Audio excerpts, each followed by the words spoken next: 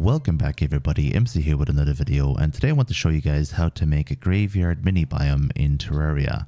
And the graveyard mini biome is a special biome that can be placed on top of another biome, and it comes with a lot of benefits.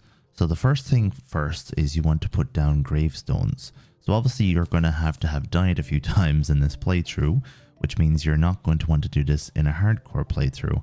Let me know in the comment section if you know any way of making tombstones without actually dying, because that would be very handy for anyone else who's trying to make one in a hardcore biome.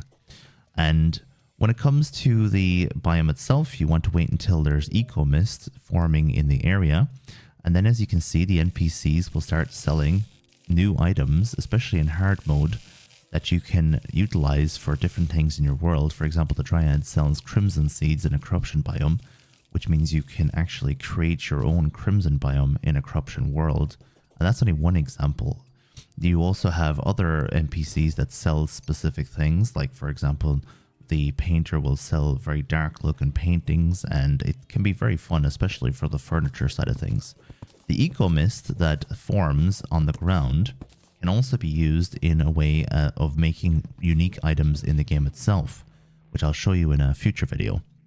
When it comes to the biome itself, it also creates an increase of enemy spawns, which means you can use it in conjunction with the battle potion and the water candle to have more enemies spawning. So if you're looking to farm something, carry around a bunch of tombstones with you, and 7 or 8 is probably the best amount.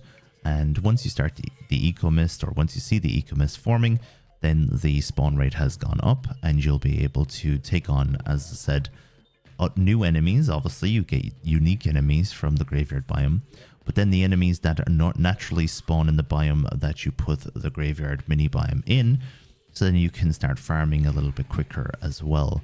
So make sure you carry around your old gravestones with you as you play the game. Don't throw them away, don't sell them, and don't ignore them. Make sure you pick them up. Be careful when you pick up your gravestones though. You might spawn a little mini ghost who can be quite difficult, especially in the early game. So you have to be careful not to die to the ghost, or I suppose technically if you die you get 2 gravestones for the price of 1.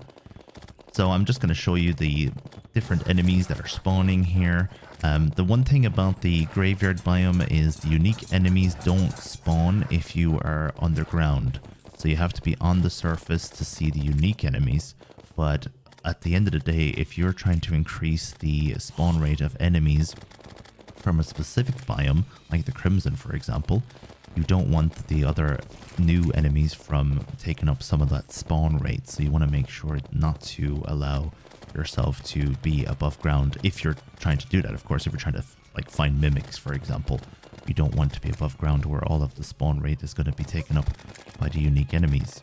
And you're going to get ghosts, for example. You're going to get a unique slime, a pumpkin slime, and yeah, there's lots of different cool enemies in there. One of the more useful items actually that you can get from a graveyard biome is created when you use the anvil in the eco mist and you use iron bars, and I'll show you how to get that in a future video. But for on basic level, it's called the graveyard or the gravedigger shovel, and it's very useful. Highly recommended. As you can see, these are some of the ghosts that you can get in the graveyard biome. Make sure you use the graveyard biome as much as you can. It, as I said, increases spawn rate, and you'll be able to farm items easier. Use that with other spawn increasing items. When it comes to the NPCs themselves, they're going to be selling unique items, as I mentioned a few times, and just play around with all the different things that they will sell you. For example, the clothing NPC will sell lots of funeral outfits and stuff. It can be quite funny. There isn't that many useful items that you can get from the NPCs, but just play around with it. As I said, you can get the cyborg, for example, who will sell unique items. Make sure you just check out every NPC that you can and see what they actually provide you. And can you imagine having the graveyard biome and the water candle and the battle potion and the blood moon at the same time?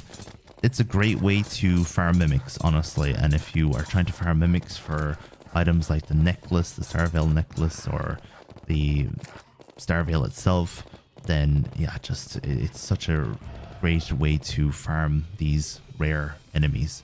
Anyway, thank you very much for watching today's video. I will see you again in the next one. Let me know what you think of the Graveyard Biome, and let me know if you find it useful for your playthroughs. Thank you very much one last time, and ta-ta!